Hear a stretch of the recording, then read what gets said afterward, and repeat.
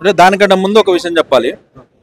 ఇలా తెలంగాణలో పరిస్థితి ఎట్లుందంటే ఏరికోరి తెచ్చుకున్న ఎద్దు ఎగిరెగిరి తంతుందన్నట్టు రేవంత్ రెడ్డి గారు 6 గ్యారంటీలు అన్నాడు, అవి ఏం చేస్తలేడు. దాని గురించి మాత్రం ప్రొఫెసర్ నాగేశ్వరరావు గారు మాత్రం మాట్లాడరు. ఇలా 2000 గ్రూప్ 2 ఉద్యోగాలు ఇస్తున్నాడు, ఇచ్చిన రేవంత్ రెడ్డి గారు.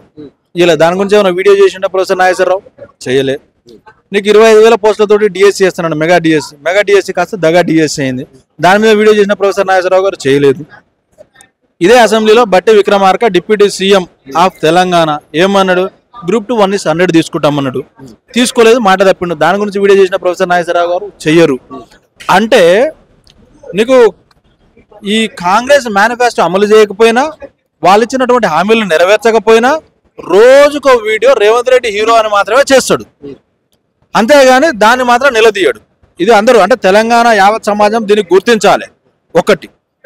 రెండవది, ఇవాళ ఈ ప్రొఫెసర్ నాగేశ్వరరావు గారు అంటారు, ఏమంటారంటే ఎన్ కన్వెన్షన్ కూల్చివేతకు తీవ్ర ఆవేదన వ్యక్తం చేస్తున్నారు ఈటెల రాజేందర్ గారు, అభ్యంతరాలు వ్యక్తం చేస్తున్నారు అని అంటే, నేను సూటిగా అడుగుతున్న ప్రొఫెసర్ నాగేశ్వరరావు గారిని, మీరు ఎక్కడైనా చూపించాలా? ఫస్ట్ ఎక్కడ అభ్యంతరం వ్యక్తం చేసిండు, ఎక్కడ ఆవేదన వ్యక్తం చేసిండు చూపించకపోతే మీ చౌకబారు విశ్లేషణలు మీరు ఆపేయాలి. ఎందుకనంటే ఏమైనా నాగార్జున గారిని కలిసి పరామర్శించిండా, ప్రెస్ మీట్ పెట్టి ఏమన్నా సంఘీభావం తెలిపిండా, లేదా ఎన్ కన్వెన్షన్ కూల్చోతాను ఖండిస్తున్నా అని చెప్పిండా?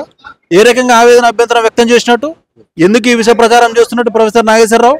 ఎందుకు ఈ విషయ ప్రచారం చేస్తున్నాడు అంటే, ఇవాళ ఈటెల రాజేంద్ర అనే ఒక వ్యక్తి, స్టేచర్ ఉన్న వ్యక్తి, బీసీలో ఆదరణ ఉన్న వ్యక్తి, రాబోయే రోజుల్లో ఇంకా ఉన్నత శిఖరాలకు అంటే ఎదిగే వ్యక్తి, అతన్ని దెబ్బ కొట్టడం కోసం ఇలా విషయ ప్రచారం చేస్తున్నాడు. దీన్ని చెప్తున్నాం కదా నాగేశ్వరరావు గారికి, మీకు అంటే వయసు ఎక్కువ అవుతుంది కానీ బుద్ధి తక్కువ అవుతుంది, ఈ బుద్ధి మీరు మార్చుకోవాలి. ఒకటి. రెండోది, ఈ నాగేశ్వరరావు గారి వైఖరి ఎట్లుందంటే, తాను చేసే సంసారం వేరే వాళ్ళు చేసే వ్యభిచారం. ఈయన మాత్రం ప్రొఫెసర్ నాగేశ్వరరావు గారు మాత్రం హైదరాబాదు తెలంగాణ కాంచి మొదలు పెడితే అమెరికా వరకు అందరిని విమర్శించవచ్చు. ఈయన మోదీ గారిని విమర్శిస్తారు, ట్రంప్ని విమర్శిస్తారు, మన ఎవరు జో బైడెన్ని విమర్శిస్తాడు. ఈయన మాత్రం అందరిని విమర్శించవచ్చు. ఈయన మాత్రం ఎవరినన్నా అంటే ఈయన ఒక మాట అంటే కథం ఈయన రెచ్చిపోతున్నాడు. ఆయన గుమ్మడికాయల దొంగ ఎవడంటే భుజాలు తరుముకున్నట్టు సూడో సెక్యులర్ అంటే ఆయన ఎందుకంత రెచ్చిపోవాలి? నువ్వు మేధావు లేదంటే కపటం మేధావు, నీకు ఒక అవగాహన లేదా? నీకు ఒక స్పష్టత లేదా? నువ్వు ఎందుకంత రెచ్చిపోతున్నావు? రెండోది. మూడవది, హైడ్రా విషయంలో కూడా ఇలా భారతీయ జనతా పార్టీకి ఏక అభిప్రాయం లేదు, లేదా భారతీయ జనతా పార్టీలో అంతర్గత విభేదాలు ఉన్నాయి. దానికి నేనేం చేస్తా? నిన్నేమన్నా చేయమన్నారా? నువ్వేమన్నా ఊళ్ళో పెద్ద మనిషి అనుకుంటున్నావా? లేదా నువ్వేమన్నా నరేంద్ర మోదీ అనుకుంటున్నావా? లేదా మోహన్జీ భగవతం అనుకుంటున్నావా? నువ్వేందా చేసేది? నేను ఎవరేం అడిగిరో చేయమని. ఆయన అసలు ఏకాభిప్రాయం ఎక్కువ లేదు, ఏకాభిప్రాయం ఎక్కలేదు.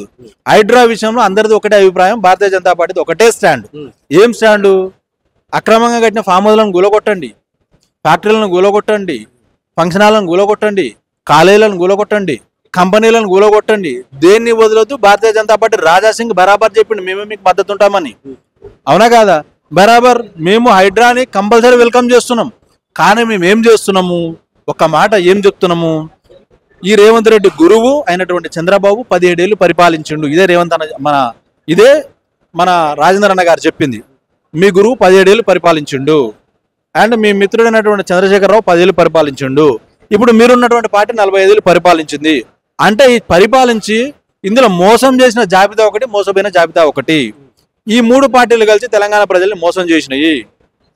అందులో సామాన్యులు ఉన్నారు. నెలకు 2,000, 3,000 నుంచి 5,000, 6,000, 7,000 సంపాదించుకొని ఈఎంఐలో ఇల్లు కొనుక్కున్న సామాన్య ప్రజలు ఉన్నారు. మీరు పర్మిషన్లు ఇస్తేనే కదా, మీరు మున్సిపాలిటీ పర్మిషన్ ఇస్తేనే కదా, మీరు కరెంట్ ఇస్తేనే కదా, మీరు నీళ్ళు ఇస్తేనే కదా వాళ్ళు ఇల్లు కట్టుకుంది.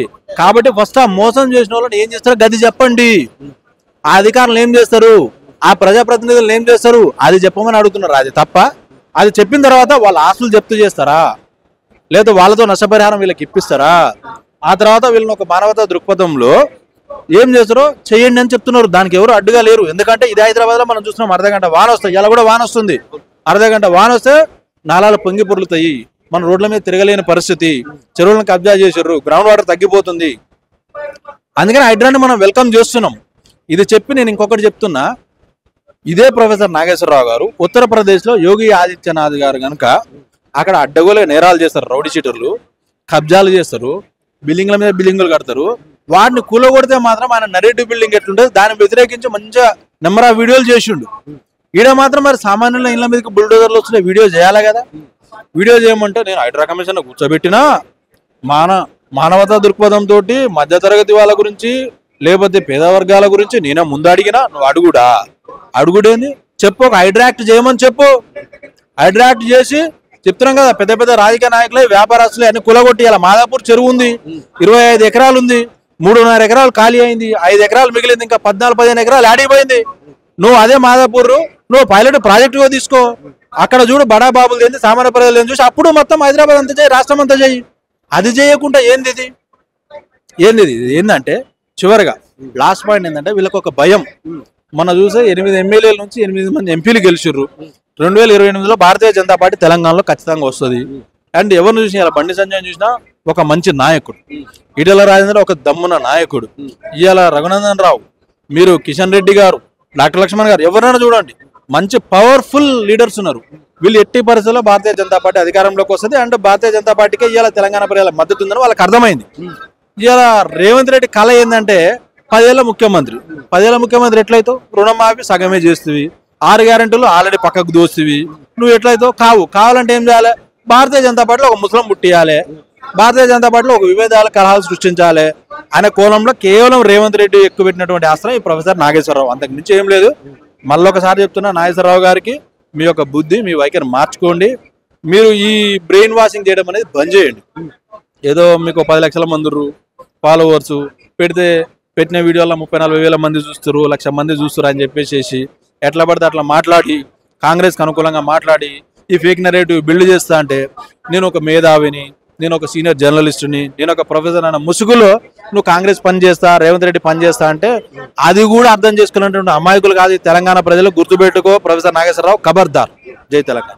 వక్రీకరించి మాట్లాడి అన్న మీద నిందలేశాడు అంటే దాన్ని ఉద్దేశించి నాగేశ్వరరావు గారికి కొన్ని విషయాలు చెప్పాలి. విషయాలు చెప్పడం అంటే వాస్తవంగా ఆయనకు బుద్ధి చెప్పాలి. దాన్ని ఉద్దేశించి ఈ ప్రెస్ మీట్ నిర్వహించడం జరుగుతుంది. ఆయన చేసినటువంటి ఆరోపణలు ఏంటంటే, మొట్టమొదటి ఆరోపణ, అందులో మొదటిది ఎన్ కన్వెన్షన్ విషయంలో ఎందుకో ఈటల రాజేందర్ గారు చాలా బాధపడుతున్నారు. ఆయనను ఎన్ కన్వెన్షన్ కూల్చివేస్తే ఆయనకు అభ్యంతరం ఏంటి అని అన్నాడు.